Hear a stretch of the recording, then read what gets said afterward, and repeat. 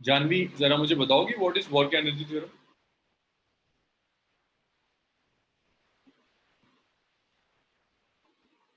Janvi, what is work energy theorem?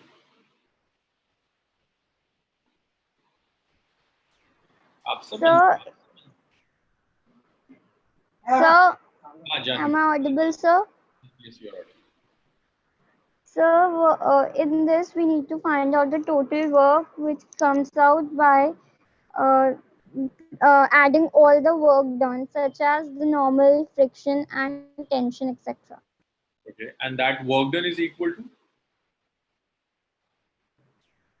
Total work done. total work done is equal to Kinetic energy or final kinetic energy minus initial kinetic energy. is equal to change in kinetic energy, final kinetic energy minus initial kinetic energy. That was work energy theorem. Yes, delta kinetic energy. कुछ basic questions किए थे on work energy theorem, एक numerical और करते हैं, उसके बाद हम next conservative and non conservative. This basically a solved example of NCERT. इसमें कहता है block of mass m is equal to 1 kg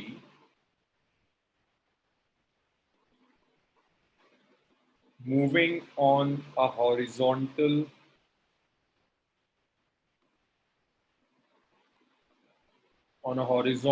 surface with speed vi is 2 meter per second.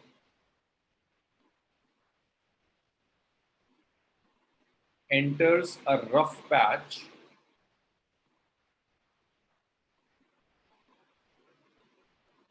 ranging from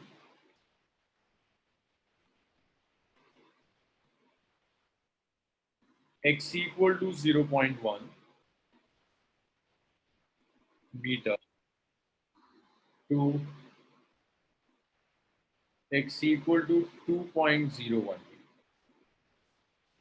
Retarding force on the block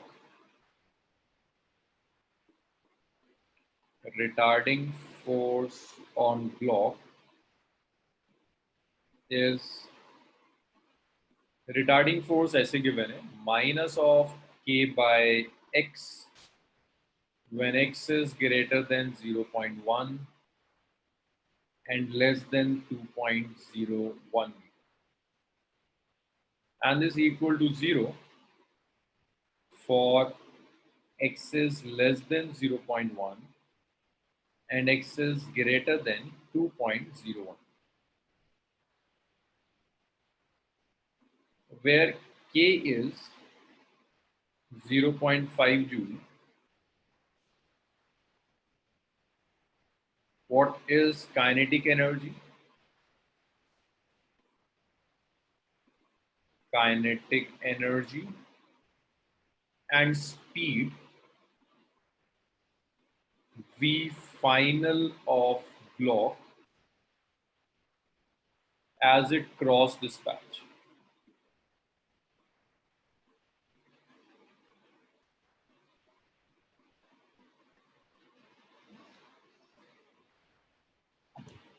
As it crossed this patch.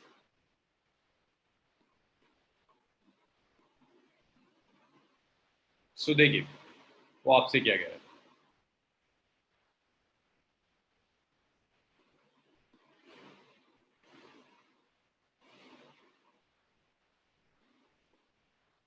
ये आपको एक flat surface दी हुई है. इस flat surface पर ये road है, एक रफ पैच है जिस रफ पैच में वेलोसिटी चेंज हुई. ये रफ पैच 0.1 से लेकर 2.01 तक लाई कर. ये रफ पैच 0.1 से 2.01 तक लाई कर. एक कार आती है इस पर. जब कार यहां रफ पैच पर एंटर करती है तो कार की इनिशियल वेलोसिटी है 2 मीटर पर सेकेंड. जब कार इस रफ पैच में एंटर कर दे, वो एंटर करने से पहले वेलोसिटी है 2 मीटर पर सेकेंड। जब रफ पैच में एंटर करेगी सो इस पर एक रेजिस्टिव फोर्स एक्ट करेगी, एफ आर, सबस्क्रिप्ट में आर लिखा हुआ है। आर सिर्फ ये बता रहा है एक रेजिस्टिव फोर्स है जो कार के मोशन का अपोज कर रही है। इट्स अ रेजिस्टिव फोर्स जो कार के मोशन का अपोज कर रही है, और उसके बाद ये कार यहां आ जाती है।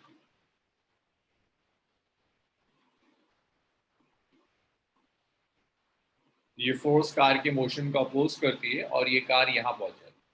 तो यहां पर आपको चाहिए कार की वेलोसिटी कितनी हो, और जो फोर्स एक्ट कर रही है कार पर वो फोर्स है minus of k x. Car पर जो फोर्स एक्ट कर रही है that force is minus of k x, so force is variable. तो इसे सॉल्व करने के लिए कार की इनिशियल काइनेटिक एनर्जी कैलकुलेट करते हैं। इनिशियल काइनेटिक एनर्जी होगा half mass into initial velocity का square. So this is half mass. Mass of the car is अच्छा ब्लॉक दिया है 1 kg का, 1 kg। इनिशियल वेलोसिटी दी है 2 स्क्वायर, सो ये आ गया 4/2 विच इज 2g। तो कार की इनिशियल वेलोसिटी 2g, मुझे फाइनल काइनेटिक एनर्जी चाहिए। काइनेटिक एनर्जी आ जाएगी तो वेलोसिटी आ जाएगी। तो देखो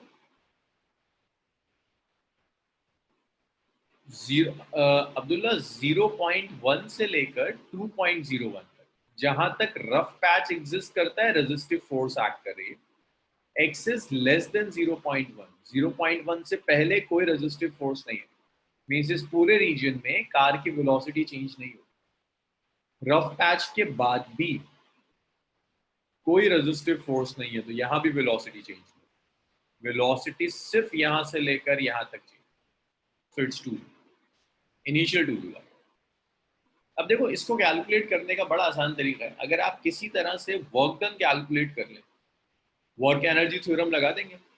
ये होता है ना वर्क, ये तो इनिशियल आ गया, फर्स्ट लिख देते हैं भाई, वर्क डन लिखते हैं final kinetic energy minus initial.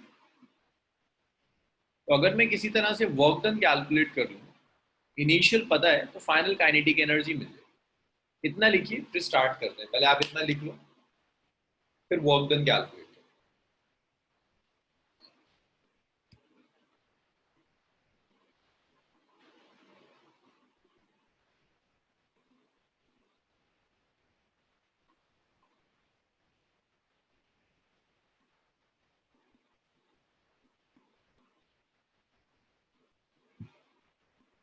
Sir यहाँ के कांस्टेंट है। के कांस्टेंट है अनुभव, के की वैल्यू भी दी है उसने 0.5 है। के की टर्म्स में कैलकुलेट कर लेंगे और बाद में के की जगह 0.5 कर देंगे।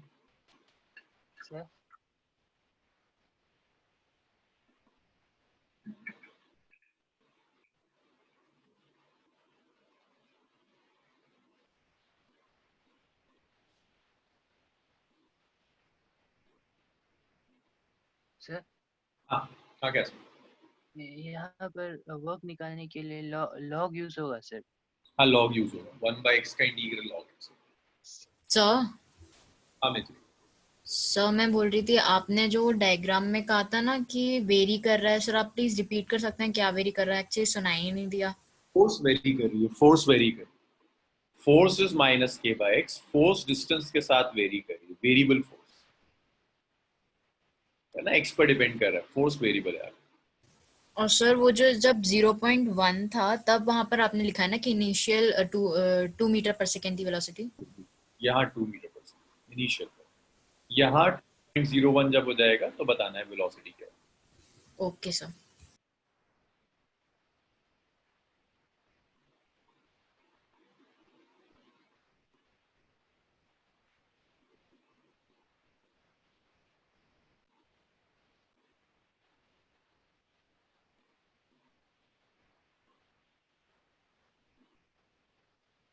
सो देखिए वर्क डन कैलकुलेट करने के लिए अगर फोर्स वेरिएबल है तो वर्क डन का रिलेशन सिंपली यही है, this is F dot T.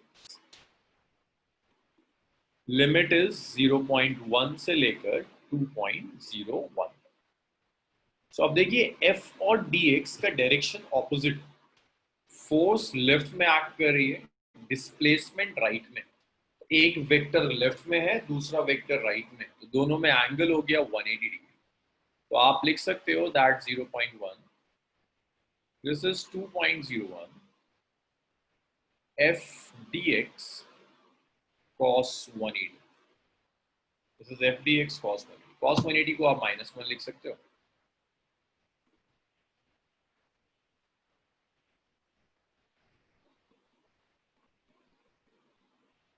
हाँ अब्दुल्ला बोलो। It's 0.1 to 2.01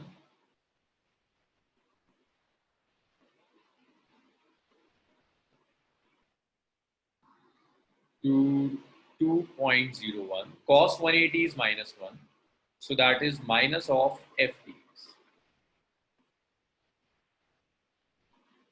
हाँ भाई, वर्क डन तो अब्दुल्ला वहां होगा ना जहाँ एक्ट कर रही है, तो फोर्स एक्ट ही कर रही है सिर्फ रफ पैच में। तो देखो यहाँ मैं जरा सा डिटेल में लिख रहा हूँ, फोर्स dx का डिस्प्लेस मैग्नीट्यूड है बस।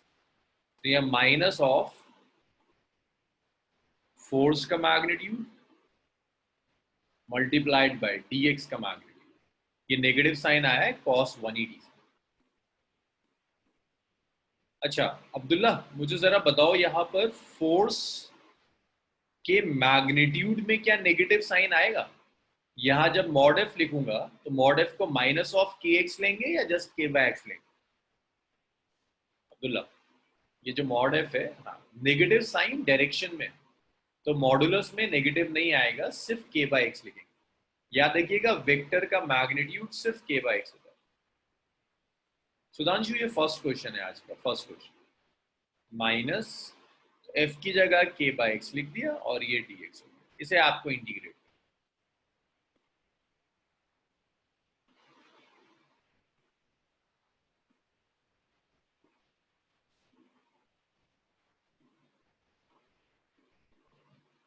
सो जब आप इसे इंटीग्रेट करेंगे, सो वर्क डन आ गया, वर्क डन इज माइनस के, इट्स 0.1 to 2.01। 1 by x को इंटीग्रेट करोगे, 1 by x का integral is, so work done is it's minus k,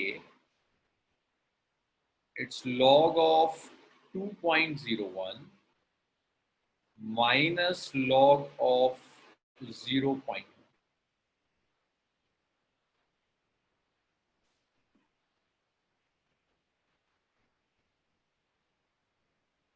1 by x का इंटीग्रल log, अच्छा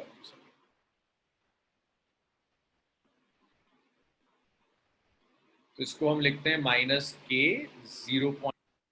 लिखकर रुको, थोड़ी और डिटेल लिख रहा हूँ, 2.01 1 by x dx। अब ये जो, Excuse me, sir. हाँ Janvi, Sir, am I audible? हाँ जानवी बोलो। Sir, आपने ये log क्यों लिखा? देखो ये जो 1 by x है ना, 1 by x का इंटीग्रल log x होता है। अगर आप इंटीग्रेट कर रहे हैं 1 by x को, इंटीग्रेशन ऑफ 1 by x, ये log x होगा। ये पॉलिनोमियल फंक्शन नहीं होता, ये आपको रखना पड़ेगा। ये शायद मैंने यूज नहीं किया है, इससे पहले कभी आया नहीं, जरूरत नहीं पड़ी इसकी। तो अगर कहीं 1 by x आ रहा है तो उस 1 by x का integral will be simply log x। So that's minus, Sir, सिर्फ 1 by x के लिए होता है ये। Okay. 1 by x है तो log x, 1 by y है तो log y, 1 by z तो वेरिएबल से इफेक्ट नहीं पड़ेगा, 1 by टाइप फंक्शंस। Okay. तो a एक second, log a minus log b, इसे आप लिख सकते हैं log a divided by log। सो ये आ जाएगा minus k log of 20.1। So work done आ गया माइनस k log 20.1। हाँ आप बताओ। तो हाँ जो लॉग है वो बेस 10 है या फिर बेस ई है उसका? जब हम ln लिखते हैं दैट मीन्स बेस ई। अच्छा गौरव, आप जो कह रहे हो ना x टू दी पावर -1, तो देखो अगर आप x टू दी पावर -1 से करोगे तब तो ये 1/0 फॉर्म आ जाएगी, हाँ तो -1 by -1 plus 1। हाँ हाँ जी 1/0 इनफाइनाइट आ जाएगा, इसीलिए 1/x का इंटीग्रल ऐसे नहीं आता, 1/x का इंटीग्रल log x।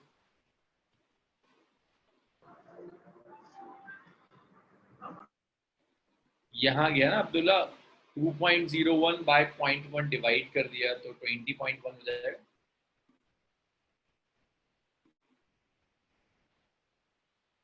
तो ये वर्क डन का एक्सप्रेशन आ गया, x माइनस के लॉग ऑफ 20।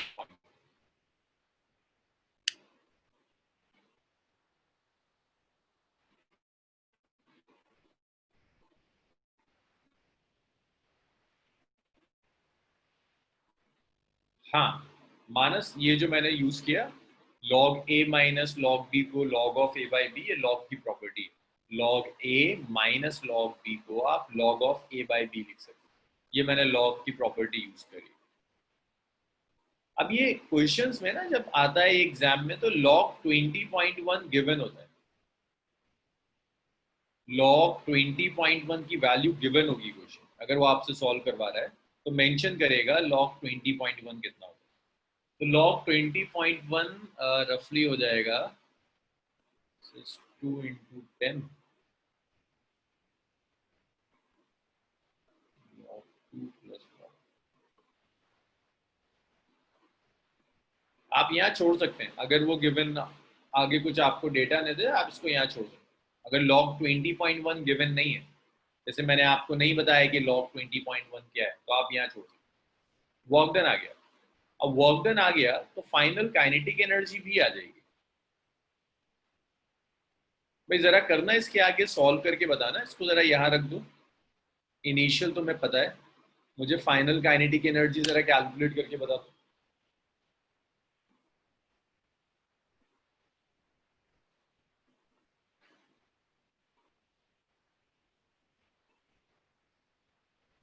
अब्दुल्ला ये लॉग नहीं है, ये लॉन, ये बेस ई है।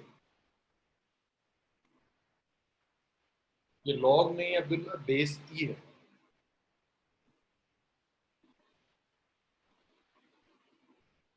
हाँ इसमें दो तरह की बेसिस होती हैं, बेस 10 और बेस ई।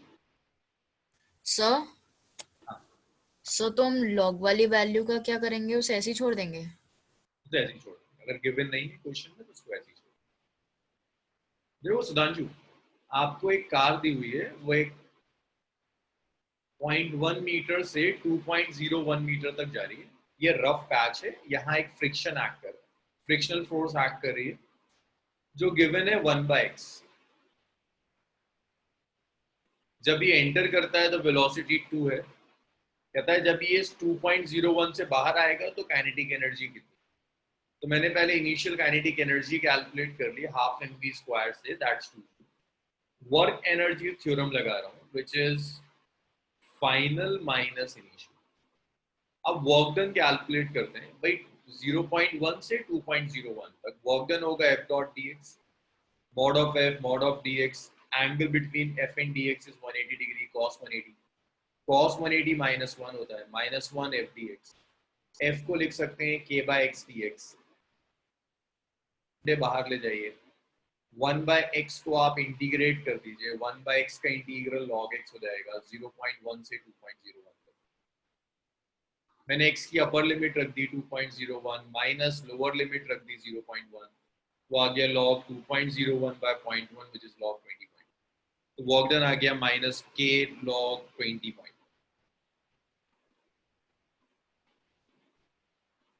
अब जब वर्क डन आ गया तो इसे आप वर्क एनर्जी थ्योरम में सब्स्टिट्यूट कर दो।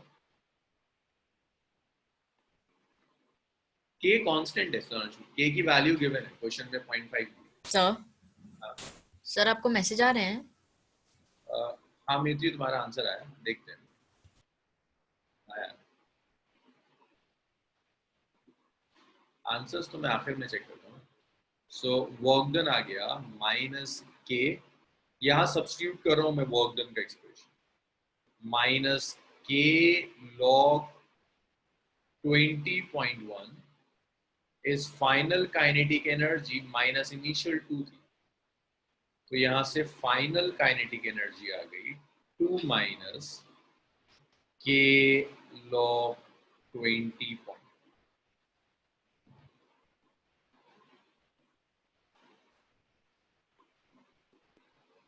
तो कुछ ऐसे आप फाइनल काइनेटिक एनर्जी कैलकुलेट कर सकते हैं। 2 माइनस के लॉग 20.1 इज फाइनल काइनेटिक। और अब अगर फाइनल काइनेटिक एनर्जी आ गई तो वेलोसिटी भी आ जाएगी, kinetic energy is half M V square. So था ये भी वर्क एनर्जी थ्योरम पर, बस फोर्स वेरिएबल दी तो थोड़ी सी कैलकुलेशन स्टक हो गई। तो इसमें एक ही नई चीज है जो मैंने अभी तक यूज नहीं की थी, दैट्स 1/x का इंटीग्रल। 1/x का integral is log x। Doubts बताना शुरू करिए।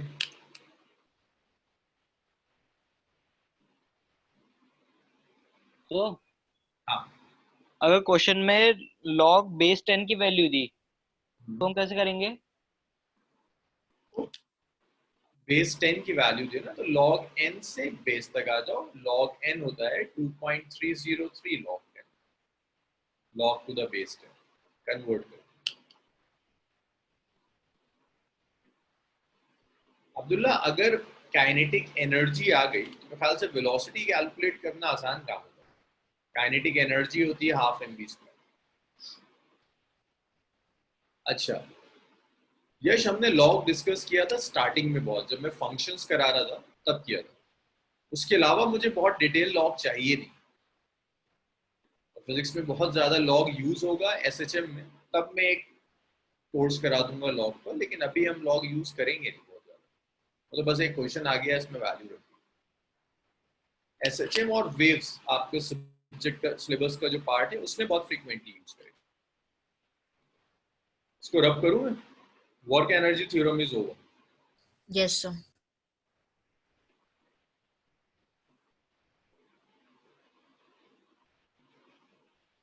चलिए इसको खत्म करते हैं और नेक्स्ट देखिए।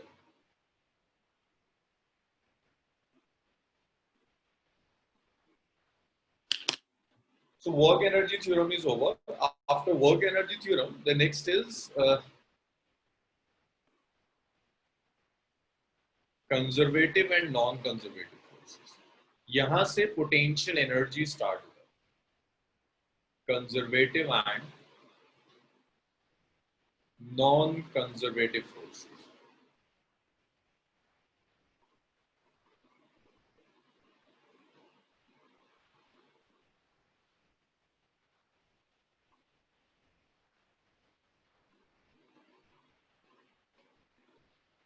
So देखिए कंजर्वेटिव और नॉन कंजर्वेटिव फोर्सेस का क्या मतलब है।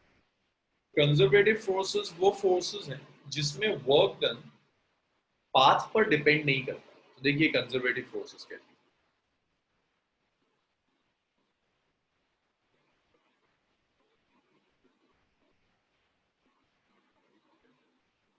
ये वो फोर्सेस हैं, forces in which work done is independent of path। अगर work done independent of path है, work done is independent of path, path पर डिपेंड नहीं करेगा, आप किसी भी पाथ से बॉडी को लेकर जाएं, it depends only on initial and final position.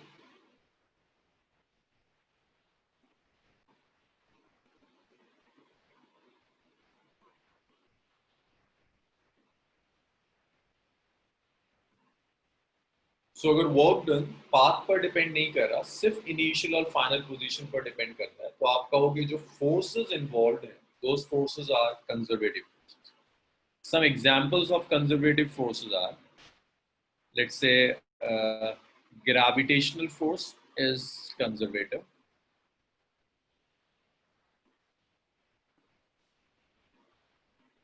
electric force is conservative, rather electrostatic force. Spring में एक फोर्स एक्ट करेगी, elastic force, spring force, that's conservative. ये कुछ एग्जांपल्स है कंजर्वेटिव फोर्स। तो पाथ से इंडिपेंडेंट समझो, this is point A and this is point B.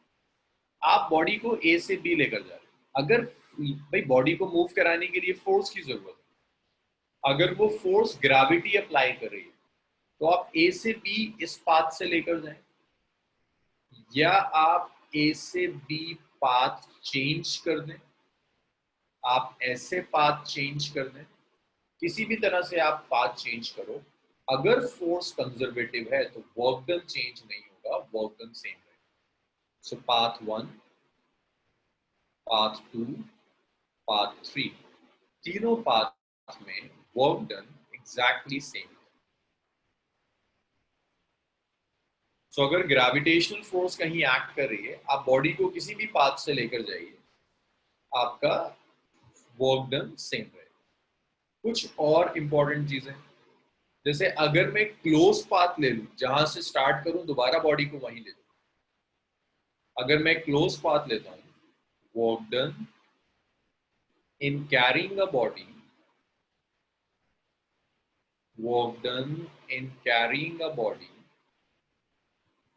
along a closed path, along a closed path is 0. अगर conservative force है, closed path by conservative force, by conservative force is 0. तो अगर आप एक body को close path पे लेकर जा रहे हैं और ये वर्क डन कंजर्वेटिव फोर्स कर रहे हैं, तो ये वर्क डन 0। भाई ए से बी आप पहले बॉडी को ऐसे लेकर गए और मैं कह रहा हूं work done is W, force same है, इसी डायरेक्शन में एक्ट कर रही है, लेकिन मैंने पाथ चेंज कर दिया। सुधांशु मुझे बताओगे क्या इफेक्ट पड़ेगा अगर मैं पाथ वापस ले जाऊं इसको? पहले ए से बी लेकर गया, बी से ए ले आया, तो WBA और WAB में क्या रिलेशन होगा सुधांशु? ये मैंने पढ़ाया तो है नहीं, तो इसमें तो मैं आपका लॉजिक देखना चाह रहा हूँ कैसा है। क्या लगता है सुधांशु, AB और BA वर्क डन में क्या रिलेशन है? सर हाँ सुधांशु बोलो। WAB और WBA में क्या रिलेशन होंगे? कंजर्वेटिव फोर्स है, सिर्फ मैंने डायरेक्शन रिवर्स कर दिया। पहले मैं A से B लेकर जा रहा था, अब मैं B से A ले आया। सुधांशु आवाज नहीं आ रही तुम्हारी। वर्क डन WAB और WBA इक्वल होगा, नेगेटिव साइन से डिफर करेगा। नेगेटिव साइन सिर्फ इसलिए आ रहा है क्योंकि डायरेक्शन बिल्कुल रिवर्स हो रहा है, पहले ए से बी लेकर गए, बी से ए लेकर। हाँ भाई अब्दुल्ला, मेत्री, तिशा, सबका आंसर यही था सर। हाँ कैसे? एक क्वेश्चन था सर, अगर ये नॉन कंजर्वेटिव के लिए 0 होना जरूरी नहीं होगा ना सर? नॉन कंजर्वेटिव में नहीं है। Yes, okay sir.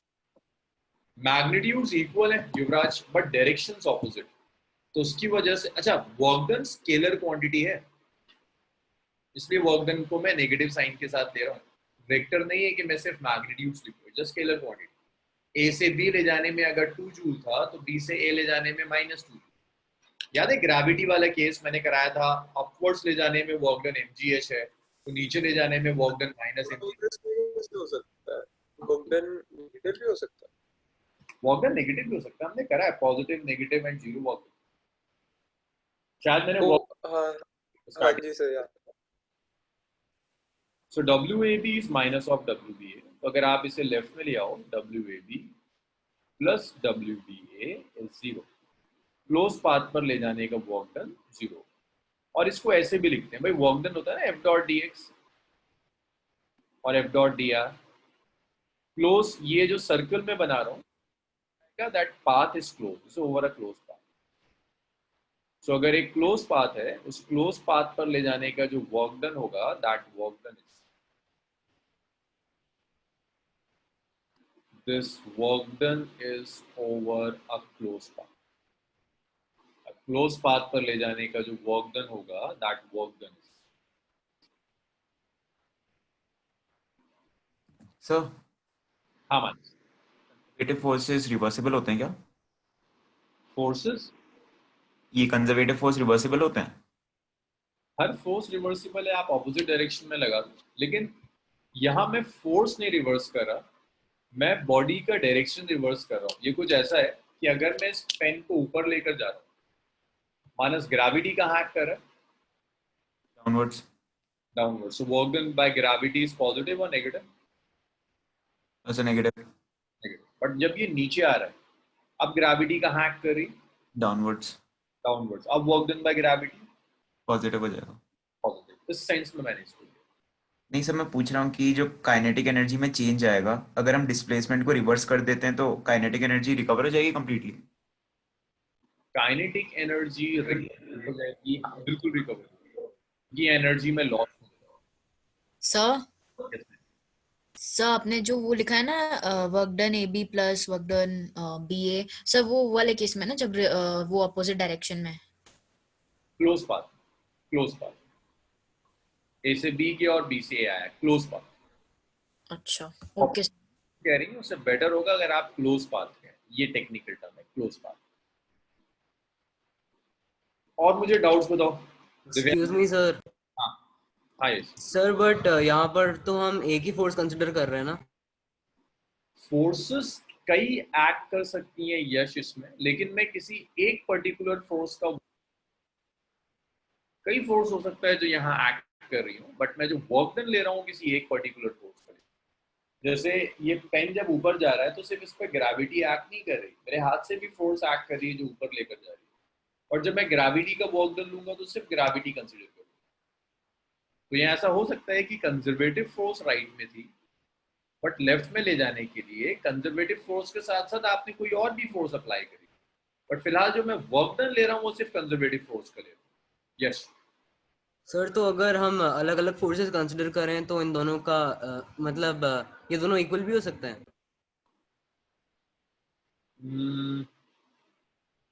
अगर आप कोई और फोर्स लें जो इस डायरेक्शन में अप्लाई कर दो, यस सर।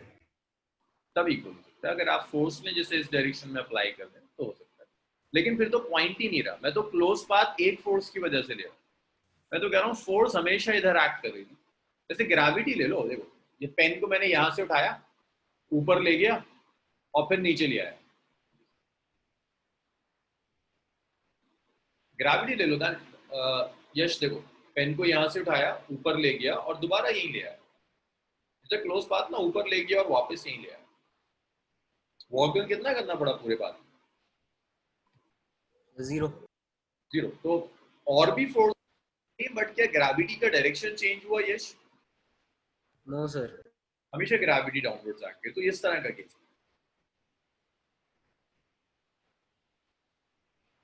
सिंगल फोर्स, अगर मैं फोर्स का डायरेक्शन ही चेंज कर दूं मतलब मैंने फोर्स चेंज कर दी, फिर पॉइंट नहीं रहेगा। फोर्स एक ही जगह एक्ट कर रही है, पाथ चेंज कर दी, देन टोटल वर्क। हाँ वो इंटीग्रेशन का आपने वो सिंबल बनाया ना, वो स्टैंडर्ड सिंबल है सर? वो स्टैंडर्ड सिंबल है, वो जो सर्कल मैंने लगा दिया ना, वो सर्कल बताता है जो क्लोज पाथ। तो हाँ मैं सर मुझे भी वही समझना था कि सर वो क्लोज्ड जो आपने वो लगाया है उससे सर जीरो आने का रीजन क्या था? ये ऊपर वाला, क्योंकि जितने नीचे वाला हाँ वो यही, इसी चीज को मैंने यहाँ लिखा है, जिसे आप लिख रहे हो ना क्लोज पाथ में ए से बी प्लस बी से ए, उसी चीज को एक लाइन में लिख देते हैं कि integral of F dot D R over close path. Work done का फॉर्मूला यही था ना, मेथ्री एफ डॉट डी आर।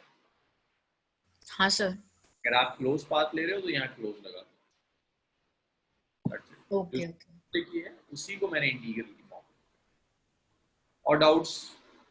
गौरव, जानवी, नमिया, दिशा, युवराज? नो तो सर। हाँ सर अगर ये इस बॉडी को ए से बी ले जाने में कुछ एनर्जी मिली ठीक ठीक है, है, कुछ एनर्जी लगी होगी उतना ही बी से ए लाने में। बिल्कुल। हाँ, तो क्या इन दोनों के बीच एनर्जी डिस्ट्रॉयड होगी क्या? ना वापस आ गई ना। इस पेन को देखो ऊपर ले जाने में मैंने कुछ एनर्जी स्पेंड करी। अनुभव, ये पेन दिखता यस सर। सर आपका माइक्रोफोन म्यूटेड है। मैंने पेन को ऊपर ले जाने एनर्जी स्पेंड करी, तो इसलिए मैं ऊपर लेके जा रहा हूँ, ग्रेविटी के अगेंस्ट काम कर रहा हूँ। मैंने छोड़ दिया, पेन वापस वहीं आएगा। Yes sir. जितनी मैंने एनर्जी स्पेंड करी ना, मान लो मैंने ऊपर तक ले जाने में 10 जूल एनर्जी स्पेंड करी, तो जब ये पेन वापस नीचे आएगा तो 10 जूल रिकवर कर लेगा, लॉस नहीं। सर हाँ, एक डाउट था सर, वो नॉन कंजर्वेटिव फोर्स में इनिशियल और फाइनल पोजीशन सेम होगा तो कुछ कुछ केसेस में वो भी जीरो हो सकेगा ना सर, टोटल वर्क डन? भी आता हूँ मैं नॉन कंजर्वेटिव, कभी आता तो नहीं सर अच्छा ठीक है हूँ, सर। कभी नहीं होगा, कभी नहीं होगा। सुधांशु देखो, सिर्फ इतना है कि बॉडी को मैं ए से बी लेकर गया, राइट में लेकर गया, इस मेरे हाथ को ए मान लो और ऊपर वाले पॉइंट को बी मान लो। जब मैं ए से बी लेकर गया, ग्रेविटी के अगेंस्ट कितना वर्क डन करना पड़ता है जब आप बॉडी को ऊपर लेकर जा रहे हैं? Minus mgh। जब आप बी से ए लेकर आओगे, जब बॉडी ऊपर से नीचे आएगी तो work done will be mgh। जो दोनों वर्क डन है उन दोनों में एक नेगेटिव साइन का फर्क। देखो ना, डायरेक्शन चेंज हो रहा है आपके मोशन का। आप पहले ए से बी लेकर गए, वर्क डन इज WAB। फिर बी से ए ले आए, पाथ चेंज किया, माइनस बी है। जो टोटल वर्क डन आया WAB और WBA, इसको लेफ्ट में ले आइए। नेगेटिव साइन यही बता रहा है कि कंजर्वेटिव फोर्स है, आपने डायरेक्शन चेंज कर दिया, वर्क डन चेंज हो जाएगा। इसका एग्जाम्पल ग्रेविटी है जो मैंने आपको अभी दिया, इसको ऐड कर दीजिए, total work done is 0। Sudhanshu अब कुछ आया?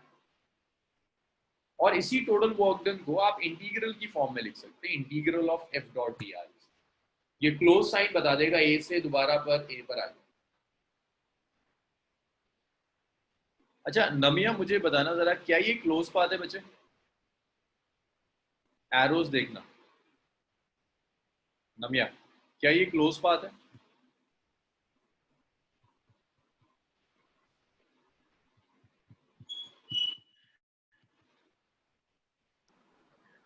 No, sir. नमिया, ये क्लोज पाथ है या नहीं है, ये जो मैं यहाँ ड्रॉ कर रहा हूँ, ए टू बी जो मैंने ड्रॉ किया है? No, sir. नहीं, ये क्लोज पाथ नहीं होगा। सुधांशु क्यों क्लोज लग रहा है? क्लोज तब होगा जब ए से बी गया और वापस बी से ए आ गया। क्लोज का मतलब है जहां से चला दोबारा वहीं आ गया। No Yash, we will add them up algebraically only. Work done is a scalar. कैसे भी एक्ट करे, वर्क डन में एंगल नहीं है, so we will add them up algebraically। वो एंगल की तो बात ही नहीं आएगी, स्केलर को। अच्छा, अब इसमें कुछ चीजें और इंटरेस्टिंग। अगर आपके सिस्टम में सिर्फ कंजर्वेटिव फोर्सेस हैं, मैं भी सिर्फ कंजर्वेटिव फोर्स की बात कर रहा हूँ, कंजर्वेटिव फोर्स की वजह से एनर्जी का लॉस नहीं होता। नो loss of energy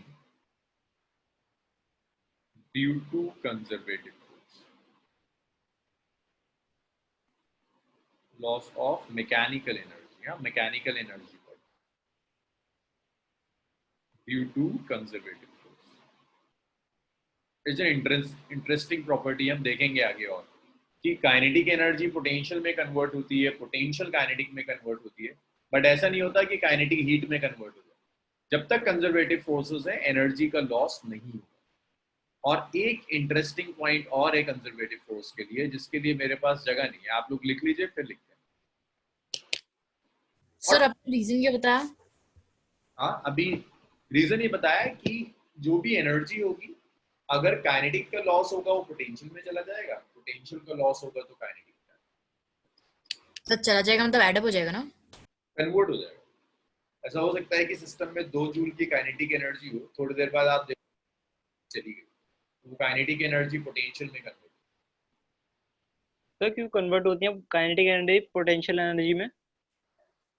ताकि टोटल एनर्जी कंजर्व रहे, टोटल मैकेनिकल एनर्जी कंजर्व रहनी चाहिए। हाँ, सिर्फ मैकेनिकल एनर्जी, सिर्फ मैकेनिकल। हम फिलहाल मैकेनिकल एनर्जी ही कंसीडर करें।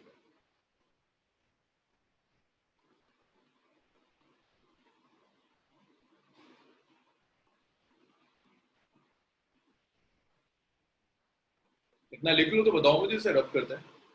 सर लास्ट वाला पॉइंट ऑल रिस्पेक्ट में ना, मतलब ऑल कंडीशंस। हाँ,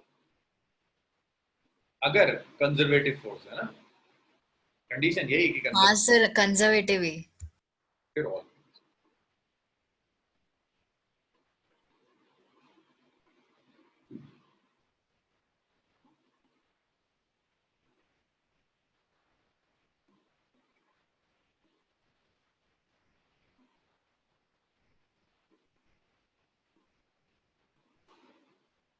डन सर।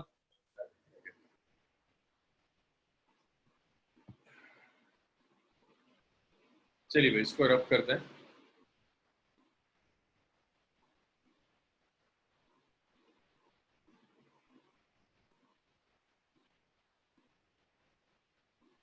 एक चीज और याद रखना कि पोटेंशियल एनर्जी का कॉन्सेप्ट हम सिर्फ और सिर्फ कंजर्वेटिव फोर्सेस के लिए ही यूज करते हैं।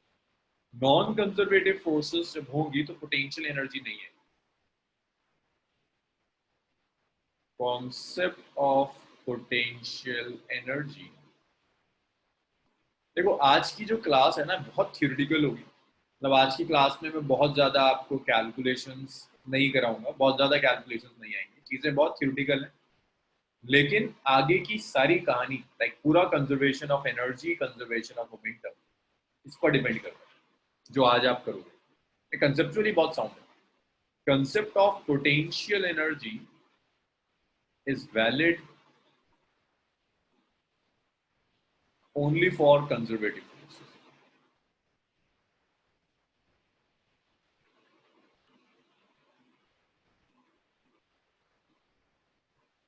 सिर्फ कंजर्वेटिव फोर्स ऐसी है जिसके लिए आप पोटेंशियल एनर्जी यूज कर सकते हैं। नॉन कंजर्वेटिव फोर्स के लिए आप पोटेंशियल एनर्जी का कॉन्सेप्ट यूज नहीं करेंगे।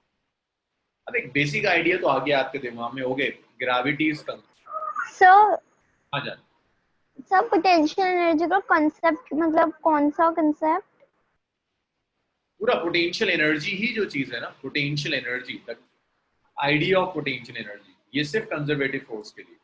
नॉन कंजर्वेटिव फोर्सेस की वजह से पोटेंशियल एनर्जी नहीं आती। पोटेंशियल एनर्जी आएगी ही सिर्फ और सिर्फ कंजर्वेटिव। अच्छा ओके सर, थैंक यू।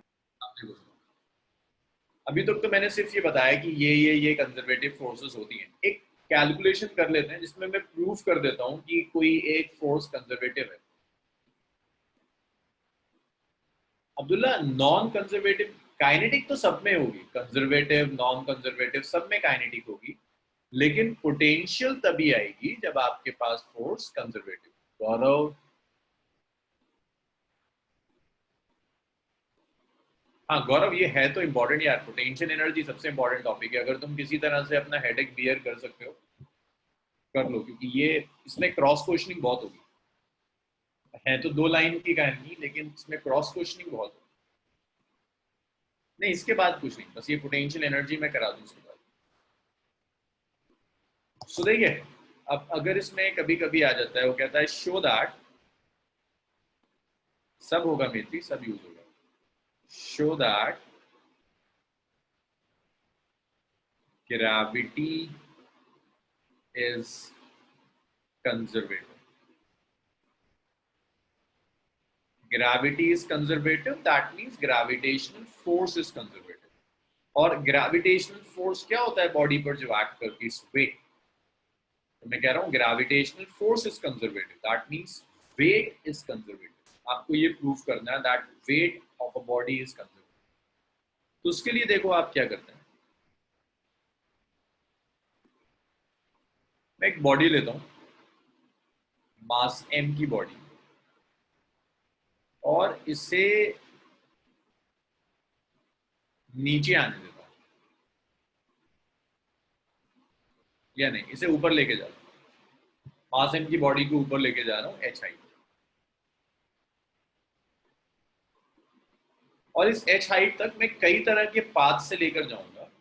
अगर ग्रेविटेशनल फोर्स कंजर्वेटिव है तो हर पाथ के लिए वर्क डन सेम आना चाहिए।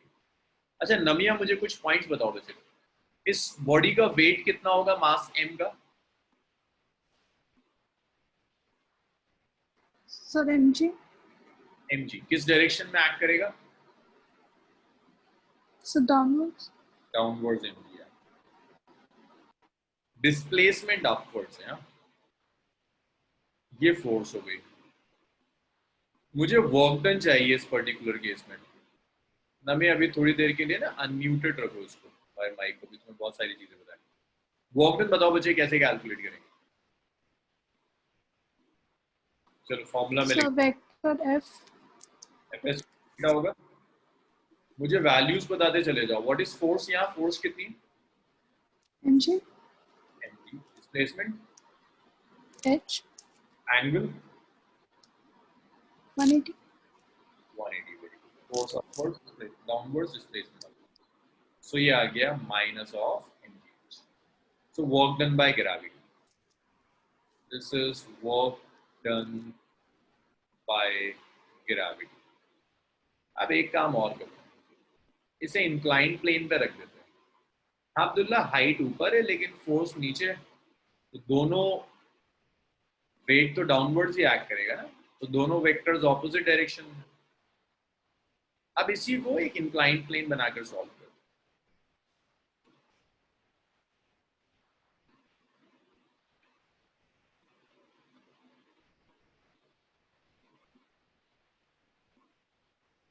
मैं ग्रेविटी का ही तो वर्क डन ले रहा हूँ, तो फोर्स तो आपकी ग्रेविटेशनल फोर्स है ना मेरी।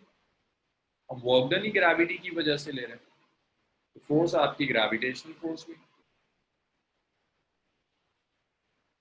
अब मैंने मास को इंक्लाइन प्लेन पे रख दिया, मैं फिर से हाइट h तक लेके जा रहा हूँ। इनिशियल फाइनल सेम, बस अब सीधे ना ले जाकर इंक्लाइन प्लेन पे ले जाकर। तो ये टेस्ट है ग्रेविटी के लिए। अगर वर्क डन अब भी mgh आ जाता है दैट मींस कंजर्वेटिव, अदरवाइज नहीं। सो ये मुझे कौन बताएगा? ये मुझे जानवी बताएगी। जानवी जरा बताना शुरू करो, क्या क्या फोर्सेस एक्ट कर रही है मास पर?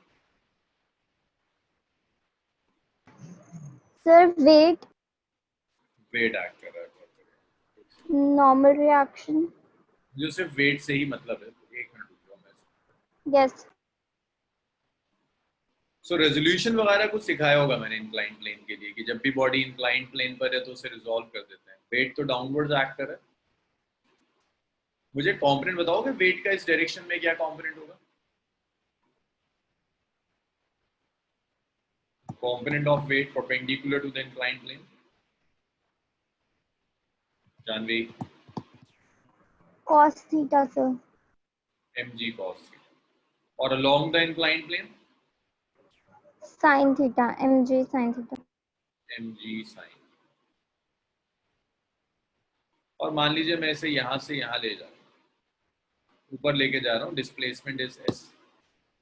तो सुधांशु मुझे जरा बताओगे कि इसको, ये जो बॉडी ऊपर जा रही है ना मास m की, कौन सी फोर्स रिस्पॉन्सिबल है इसे ऊपर ले जाने के लिए? Is it mg sin theta और mg cos थीटा? मतलब अलोंग इंक्लाइन प्लेन किस फोर्स की वजह से वर्क डन होगा? mg sin थीटा की वजह से वर्क डन होगा या mg cos थीटा की? sin theta. mg sin theta बता सकते हो मुझे? अगर मैं वर्क डन ऐसे लिखता हूँ, mg sin theta. Excuse me sir. हाँ जाने बोलो। सर डिस्प्लेसमेंट किस डायरेक्शन में हुई है? Upwards, ऊपर जा। Displacement is upwards. तो सर mg sin थीटा तो नीचे की तरफ है ना, तो वो कैसे कर रहा है? अच्छा यहाँ भी तो mg नीचे था, तो ये ऊपर कैसे जा रहा था? मैं सोच ही रहा था कुछ पूछ लेता। यहाँ भी तो वेट नीचे था, बॉडी ऊपर कैसे जा रही थी? भाई कोई एक्सप्लेन करेगा इस चीज को? सब सुन रहे थे, किसी ने पूछा नहीं। वेट तो मैंने पूछा था। मैं पूछा था वेट डाउनवर्ड्स एक्ट कर रहा है, तो कह रहा हूँ वेट डाउनवर्ड्स एक्ट कर रहा है। बॉडी ऊपर कैसे जा रही है? सर वेट तो रेजिस्टिव फोर्स हुई ना। हाँ वेट तो रेजिस्टिव फोर्स हुई ना, हमने तो किसी और फोर्स से उसे ऊपर फेंका है। मैं यहाँ सिर्फ वेट एक्ट नहीं कर रहा, कोई और भी एक्सटर्नल फोर्स होगी जो एक्ट कर रही होगी, जो इससे ऊपर लेकर जा रही है, लेकिन मैं वर्क डन सिर्फ वेट का ले रहा हूँ, इस फोर्स का नहीं ले रहा। बिल्कुल ऐसे ही साइन थीटा नीचे एक्ट कर रहा है, बिल्कुल सही कह रही है जानवी, लेकिन कोई और भी फोर्स होगी जो इससे ऊपर लेकर जा रही है, मैं इसका वर्क डन नहीं ले रहा, मैं वर्क डन सिर्फ mg साइन थीटा कर। हाँ जानवी, समझ में आया? Yes, sir. Thank you, sir. तो कहाँ थे हम? सुधांशु के साथ। सुधांशु जरा बताओ मुझे एफ कितना है? Sir mg sin theta displacement s angle between force and displacement 180 नहीं थीटा 180 होगा 180 होगा, क्योंकि देखो mg sin थीटा नीचे एक्ट कर रहा है, डिस्प्लेसमेंट ऊपर एक्ट कर रहा है, तो एंगल इज 180 तो आ गया minus mg sin theta s। Abdul Hannan मुझे बताओगे इस ट्राइंगल में sin थीटा कितना होगा? इस राइट एंगल ट्राइंगल में अब्दुल हन्नान sin थीटा कितना होगा?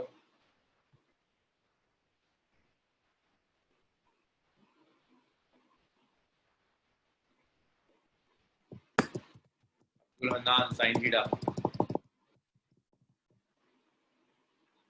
हाँ h बाय s सही बता रहा है, h बाय s की वैल्यू यहाँ रख दूं, देखो वर्क डन कितना आ गया, minus mg h by s into s। देखो जब W2 is again minus of mg,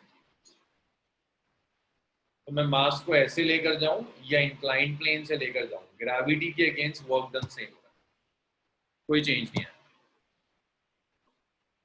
इतना समझ में आया कंजर्वेटिव नेचर?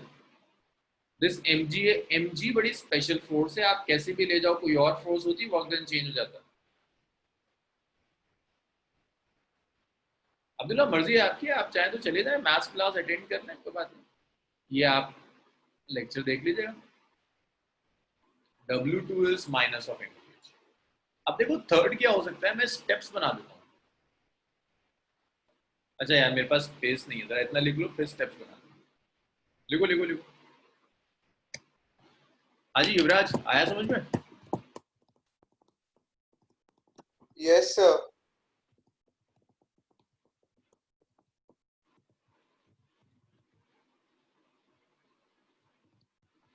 दिव्यांशी ले रहे हैं यहाँ तक?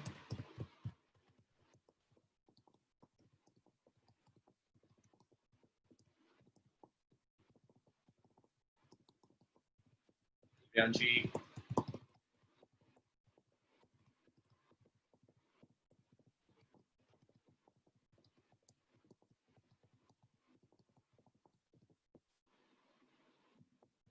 दिव्यांशी ना आजकल उसका नेटवर्क आ रहा है फिर भी जवाब नहीं दे रही, कहानी बिगड़ जाएगी। मानस वर्क डन पाथ पर डिपेंड करना शुरू कर देगा, दोनों पाथ में अलग अलग वर्क डन आएंगे।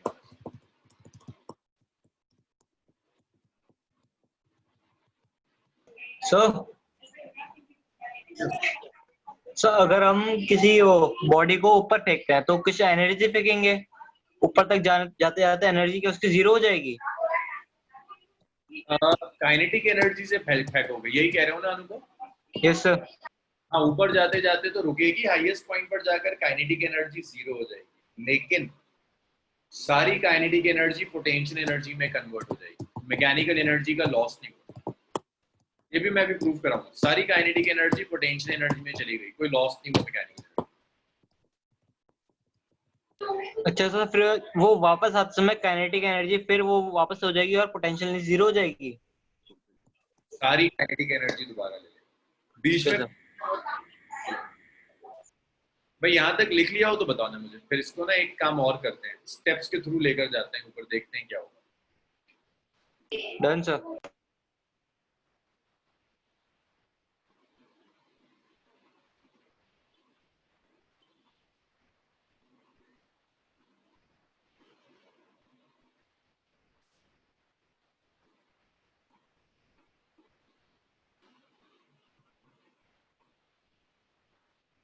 अगर मैं स्टेप्स के थ्रू ले लूं, हाँ गौरव, जो तुम पूछ रहे हो ना, उसमें जब कैटपुल्ट में जब रिलीज करते हैं ना उसे, तो जब तक आपने रिलीज नहीं करा था तो स्टोन में पोटेंशियल एनर्जी थी, इलास्टिक पोटेंशियल एनर्जी। जैसे ही रिलीज कर दिया वो पोटेंशियल एनर्जी काइनेटिक एनर्जी में कन्वर्ट हो। सर वो काइनेटिक पोटेंशियल में नहीं होती? तुम खींचते हो ना, तो तुम बेसिकली पुल को खींच रहे हो, तो उसमें जो रबर लगी है उसकी इलास्टिक एनर्जी है, इलास्टिक पोटेंशियल एनर्जी, उसे बढ़ा रहे हो। जैसे तुम छोड़ते हो तो फिर वो पोटेंशियल एनर्जी जाकर काइनेटिक में कन्वर्ट हो। ठीक है, सो मैं स्टेप से लेकर जा रहा हूँ इसे, फिर हाइट एच तक। तो हॉरिजॉन्टल स्टेप्स एस है और वर्टिकल H1 है। कई हो जाएंगे, HN लिख देता हूँ इसे, मुझे नहीं पता कितने स्टेप्स हैं, बट इतने चढ़ने के बाद H हाइट तक पहुंच जाएगा। वर्क डन चाहिए सिर्फ। सो अगर आपने ये ले लिया,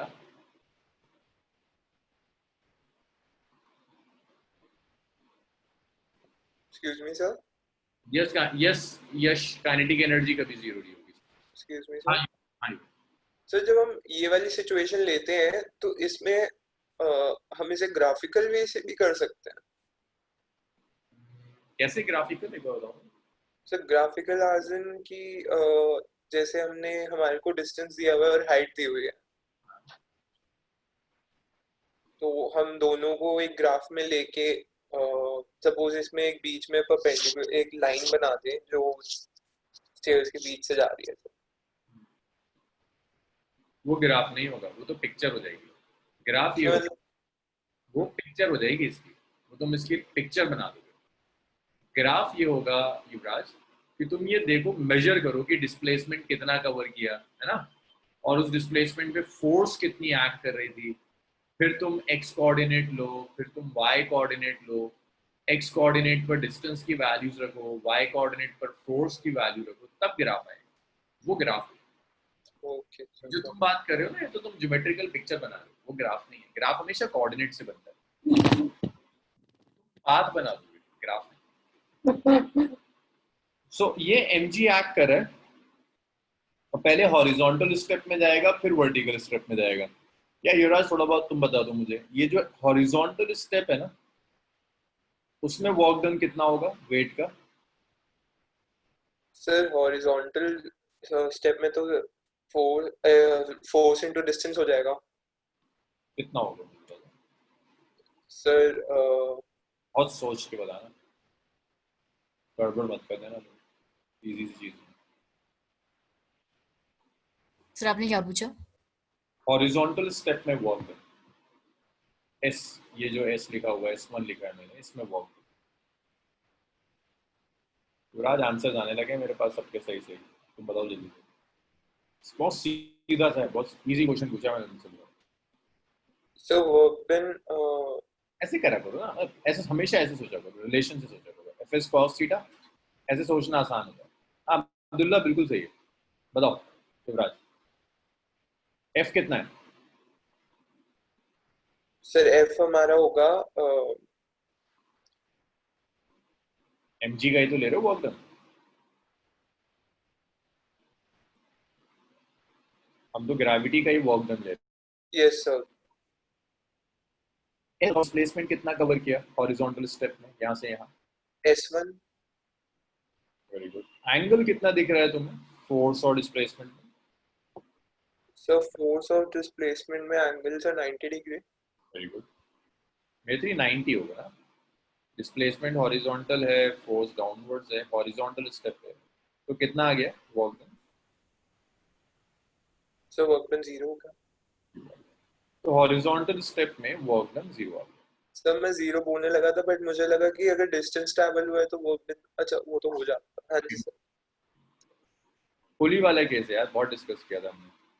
यस सर, वो मुझे Excuse me, sir. केस था। बोलो सर एक बार ये स्टेप वाला केस फिर से बता दीजिए, ये नेट चला गया था एक्चुअली। ये हाइट एच पर ना स्टेप्स के थ्रू जा रहा है, इसने स्टेप्स बना रखे हैं, एक एक करके स्टेप्स पे चढ़ता चला जा रहा है। तो ये जो हॉरिजॉन्टल स्टेप है, मैं कह रहा हूँ इस हॉरिजॉन्टल स्टेप का वर्क डन लो, तो वेट तो डाउनवर्ड्स एक्ट कर रहा है, हॉरिजॉन्टली मूव कर रहा है, वेट डाउनवर्ड्स है और ये हॉरिजॉन्टली मूव कर रहा है, तो एंगल कितना होगा? 90। 90.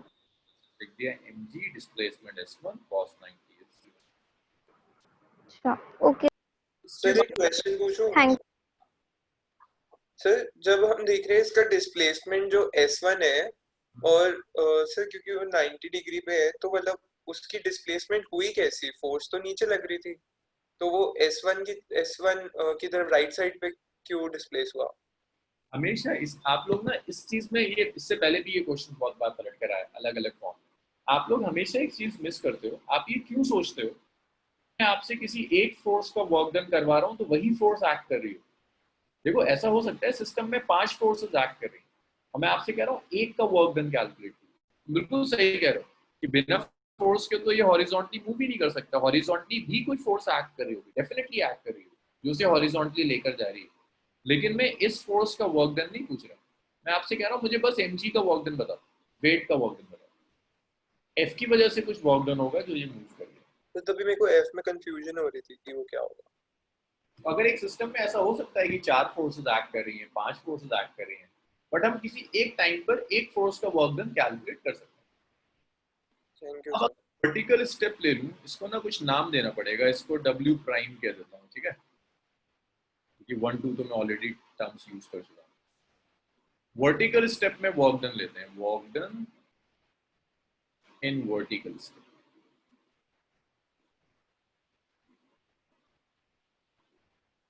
W डबल प्राइम कह देते हैं। नमिया मुझे जरा बताओगे बच्चे ये ग्रेविटी का वर्क डन कितना होगा h1 हाइट तक ले जाने में?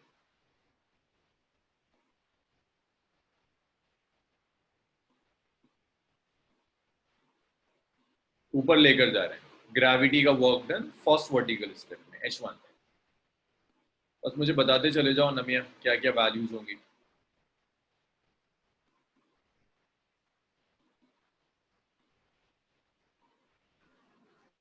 Sir, mg mg डिस्प्लेसमेंट कितना है? S1 h1 angle cos theta कितना होगा?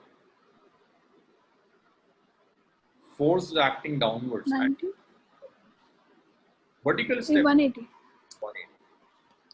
cos W डबल प्राइम आ गया माइनस mg।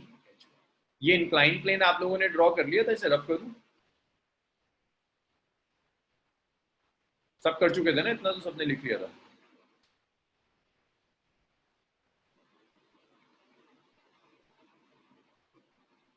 सुधांशु मुझे जल्दी से बता दे नेक्स्ट वाले में क्या होगा work done, next vertical step. Sir mg hn cos theta 180। बिल्कुल माइनस mg hn हो जाएगा ना, बस h hn लिखिए। So total work done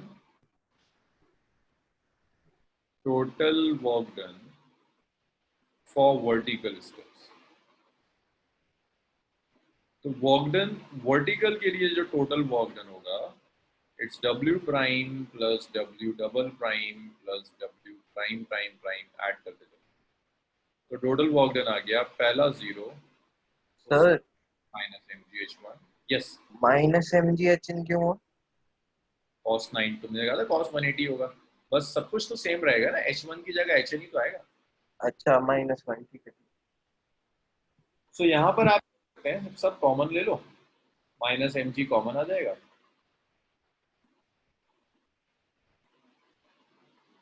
h1 plus hn। भाई बताओगे मुझे h1 प्लस hn कितना आ जाएगा? अब्दुल हन्नान बता दो यार मुझे कितना आ जाएगा ये। h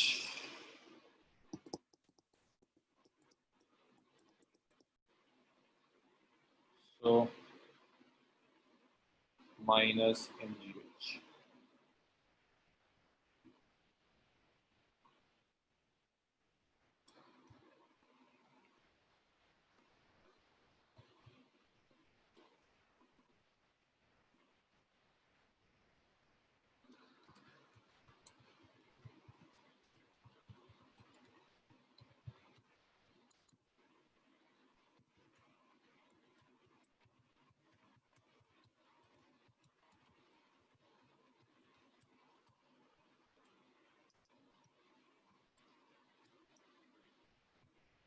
हाँ गौरव,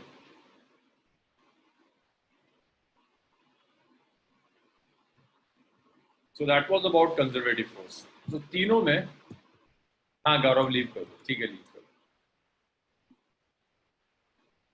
बस रिकॉर्डिंग देख लेना है, जो 20-25 मिनट्स आपके मिस होंगे तो रिकॉर्डिंग करो। सर आपने नीचे क्या किया? साइन थीटा का इंक्लाइंड प्लेन वाला है, ये तो इंक्लाइंड प्लेन वाली कैलकुलेशन।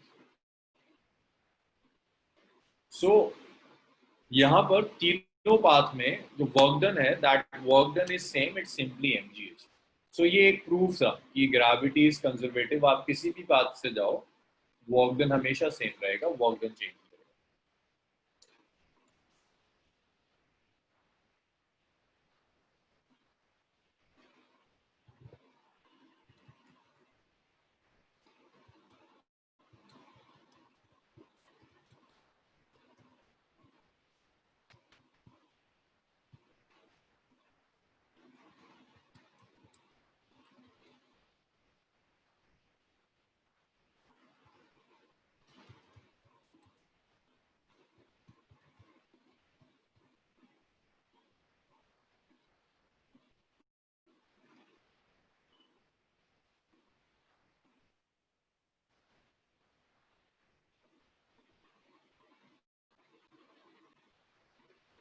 चलिए रब कर दूं।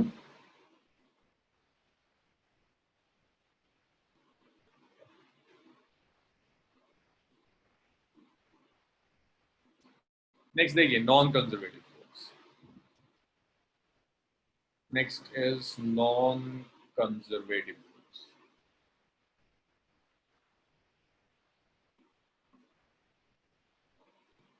तो देखो नॉन कंजर्वेटिव फोर्सेस में जो वर्क डन होगा वो वर्क डन पाथ पर डिपेंड करेगा। आप अलग अलग पाथ से जाएंगे तो वर्क डन अलग अलग होगा।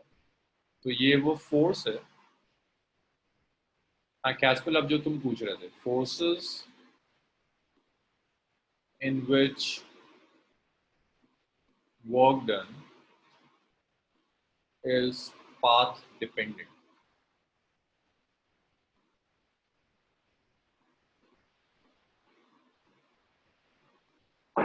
तो वो है जहां वर्क डन पाथ पर डिपेंड करेगा। Example of non-conservative forces like friction, it's non-conservative. Viscosity is non-conservative. तो इन फोर्सेस में वर्क डन सिर्फ इनिशियल और फाइनल पर नहीं, पाथ पर भी डिपेंड करेगा आप किस पाथ से लेकर जा रहे हैं। आप पाथ चेंज करोगे तो वर्क डन बिल्कुल चेंज हो जाएगा। जैसे ये पॉइंट ए और ये पॉइंट, आप ए से बी स्ट्रेट लाइन में जा रहे हो, कुछ वर्क डन होगा। आपने पाथ जैसे ही चेंज किया वर्क डन चेंज हो जाएगा। पाथ जैसे ही चेंज किया वर्क डन चेंज हो जाएगा। सो W1 will not be equal to W2, will not be equal to W3। जैसे हमने अभी एक प्रूफ किया ना, ग्रेविटी वाला मैंने आपको प्रूफ करके दिखाया कि ग्रेविटी में कैसे भी जाओ work done is independent of path. Instead of gravity अगर आप फ्रिक्शन ले लो, म्यू mg ले लो, आपको देखने लगेगा कि ओके वर्क डन पाथ पर डिपेंड कर रहा है। पाथ चेंज करते हैं वर्क डन चेंज हो जाता है। सेम जो प्रॉब्लम मैंने कराई थी, मतलब आप चेक करना चाहते हैं तो एक बार उसी प्रॉब्लम को रिपीट कर लेना म्यू mg के, तो आपको देखने लगेगा यार पाथ चेंज कर रहा हूँ वर्क डन चेंज होता चला जाएगा। तो यहाँ पर डिपेंड करेगा पाथ के ऊपर। क्लोज पाथ में वर्क डन 0 नहीं होता। Work done in carrying body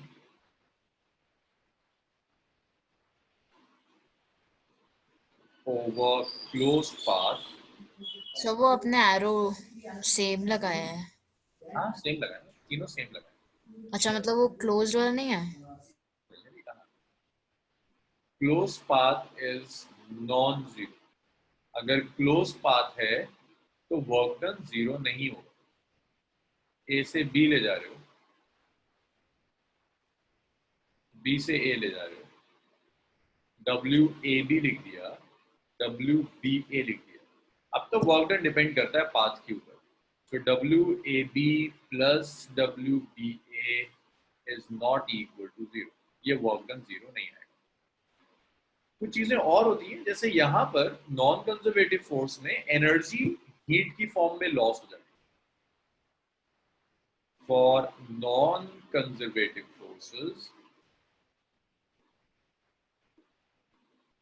forces energy may dissipate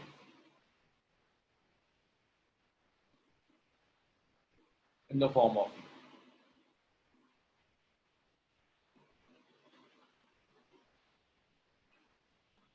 तो नॉन कंजर्वेटिव फोर्सेस में ऐसा हो सकता है कि एनर्जी हीट की फॉर्म में डिसिपेट हो जाए, so there could be a loss of energy. Potential energy non conservative forces के लिए नहीं होती। सो पोटेंशियल एनर्जी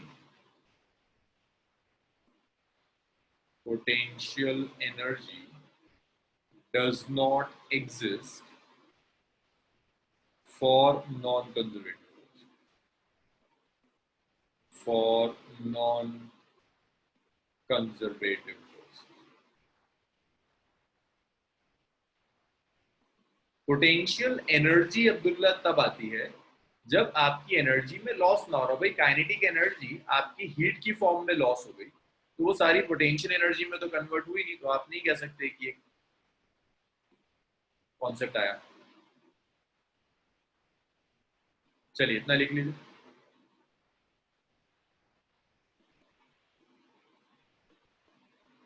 सर हाँ इसमें वर्क क्लोज पाथ में वर्क डन टोटल सम 0 नहीं होने का मेन रीजन वही होगा कि इसमें कुछ एनर्जी हीट के फॉर्म में लॉस हो गया, इसीलिए बराबर नहीं। तुम कंसेप्चुअली ऐसे समझ सकते हो बिल्कुल, और अगर तुम इस चीज को मैथमेटिकली समझना चाहते हो तो वर्क डन डिपेंड करता है ना फोर्स और डिस्प्लेसमेंट के बीच के एंगल पर। Yes sir. तो यहाँ पर पॉइंट टू पॉइंट को एंगल चेंज होगा, वर्क डन की वैल्यूज अलग अलग आएंगी न्यूमेरिकली, वैल्यूज चेंज होंगी जैसे जैसे तुम पास। और कंसेप्चुअली तुम ऐसे समझ सकते हो कि तुम्हारे वर्क डन का कुछ पार्ट हीट की फॉर्म पे वेस्ट हो रहा है, तो ऑब्वियसली वो दोबारा रिट्रेस नहीं हो पाएगा। Okay sir. तो उसके बाद हम पोटेंशियल एनर्जी स्टार्ट करते हैं। इतना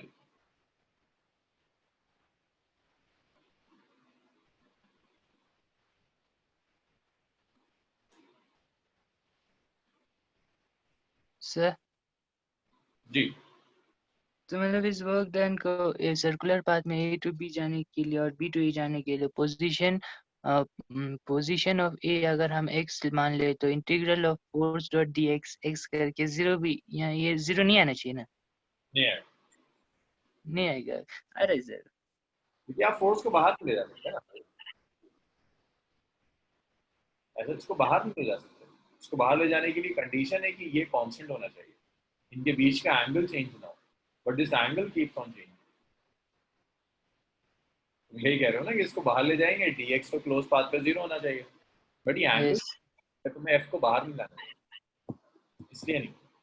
f को तो तभी बाहर लाओगे जब वो कांस्टेंट हो। f कांस्टेंट अगर सर वो f पिछले क्वेश्चन की तरह होगा कि एक कांस्टेंट और एक x के टर्म्स में होगा तो फिर फाइनल और माइनस इनिशियल आएगा ना वहाँ पर लिमिट जब डालोगे तो, है ना, तो वो कंजर्वेटिव फोर्स हो जाएगी। नॉन कंजर्वेटिव के लिए वैसा फॉर्म नहीं आता है सर फोर्स। अच्छा ठीक है। मैथ लेकर उसे 0 लेकर आओगे, जब तुम उस फोर्स को उठाकर देखोगे तो तुम्हें लगेगा अच्छा यार ये तो कंजर्वेटिव निकल आया। फिर तुम कुछ दूसरा लेकर आओ जहां वर्क डन 0 हो जाए, फिर उठा के देखोगे कंजर्वेटिव। Okay sir. अच्छा चलो, ये कैस्पल ने डिस्कशन को उठा दिया है, तो मैं एक चीज और बता देता हूँ। इसको रब कर दूं? Yes sir. एक मिनट सर।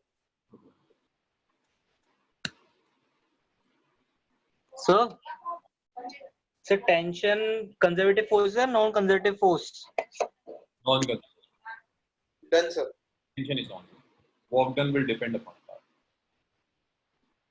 चलो इसको रब कर दूं फिर मैं। अब देखो, अगर तुम्हें कुछ मैथमेटिकल दे दे और कहता है कि चेक करो कंजर्वेटिव है या नहीं, तो कंजर्वेटिव चेक करने के लिए जो मैथमेटिकल मेथड होता है, स्टैंडर्ड मेथड ये है,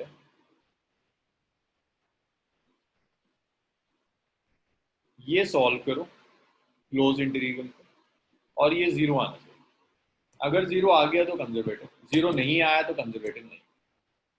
और एक शॉर्टकट तरीका और देखिए भाई, ये छोटी सी ट्रिक है, कुछ क्वेश्चंस में काम आ जाएगी, सब में नहीं आएगी, लेकिन कुछ में तो बहुत काम आती है। अगर फोर्स पोजीशन के डायरेक्टली प्रोपोर्शनल है, ये एंट्रेंसेस वगैरह में बड़ा काम आ जाता है, स्पेशली अगर कोई नीट वाला बैठा ना, नीट वाले के बड़ा काम आता है।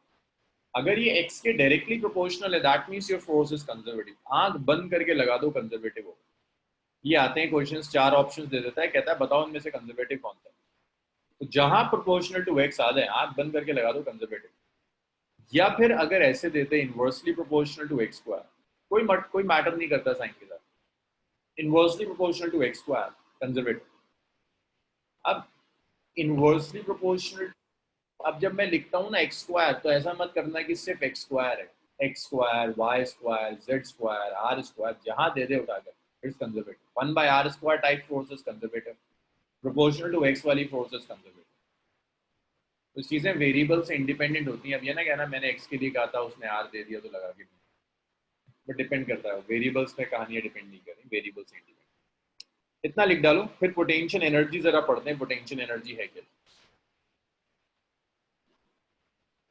पोटेंशियल एनर्जी,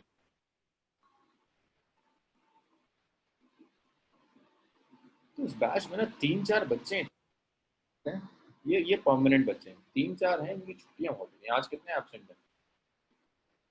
तो समन अश्विन, और तो हमारे यहाँ तो बारिश हो रही है, उसकी वजह से तो चारों तो एब्सेंट हैं। 1 2 3 और आते हैं, 7 बच्चे एब्सेंट हो रहे हैं। सब बारिश अभी नहीं हो रही थी, बारिश तो हो रही थी दोपहर केमिस्ट्री क्लास। तो मौका मिल जाओ। सर वो आपने इनवर्सली प्रोपोर्शनल पे क्या बताया, फिर से बता दीजिए प्लीज। क्या वो इनवर्सली प्रोपोर्शनल पे आपने क्या बताया था, मैं आउट हो गया था सर। मैं ये बता रहा था कि अगर तुम्हें चेक करना है कि कंजर्वेटिव है या नहीं, कंजर्वेटिव है या नहीं, तो जो टोटल वर्क डन होगा वो वर्क डन 0 होगा। अगर आप ऐसे प्रूफ कर दो तो आपको पता चल जाएगा कि ये कंजर्वेटिव है। सर कंजर्वेटिव तो वही होती है ना, मतलब जिसका मैग्नीट्यूड सेम रहता है, मतलब मैग्नीट्यूड मतलब प्लस माइनस सिर्फ चेंज हो सकता है। नहीं, कंजर्वेटिव मींस जिसमें वर्क डन पाथ पर डिपेंड ना करे। यस सर, मतलब वही अलग चीजें पहले बोला था, बिल्कुल गलत है, ठीक है। Conservative means work done is independent, जिसका वर्क डन पाथ पे डिपेंड ना करे। हाँ, सो कैस्पर, हाँ बोलो।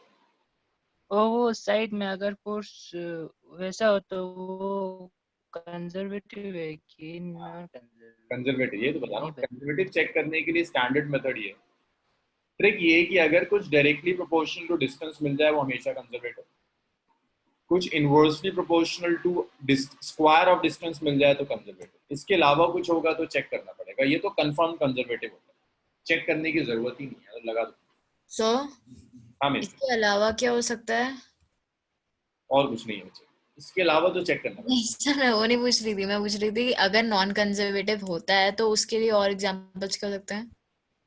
फ्रिक्शन था, विस्कोसिटी था, टेंशन है, नॉन कंजर्वेटिव। इसका मतलब कि अगर ये वाली इक्वेशन ही अगर हम ले लेंगे, इधर फ्रिक्शन होता तो वो नॉन कंजर्वेटिव हो जाता।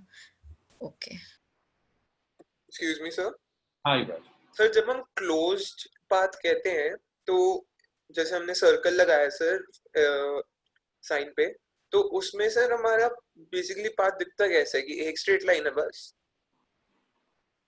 क्लोज्ड पाथ से हम एक्चुअली बताना क्या चाहते हैं कि वो सर्कुलर में है? ना, हम ये बताना चाहते हैं जहां से चला वहां से वापस आ गया।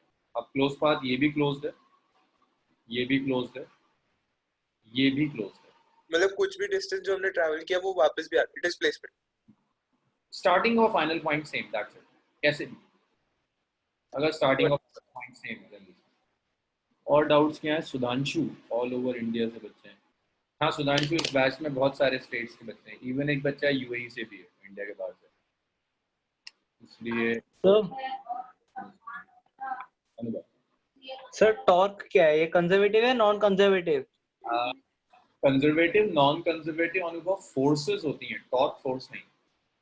जैसे वेलोसिटी कंजर्वेटिव नॉन कंजर्वेटिव नहीं हो सकती, क्योंकि कंजर्वेटिव नॉन कंजर्वेटिव फोर्स के लिए, टॉर्क फोर्स नहीं होती, तो टॉर्क में ये कॉन्सेप्ट नहीं है।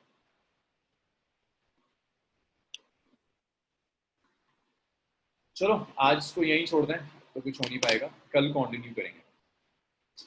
Bye sir, thank you sir. Thank you sir.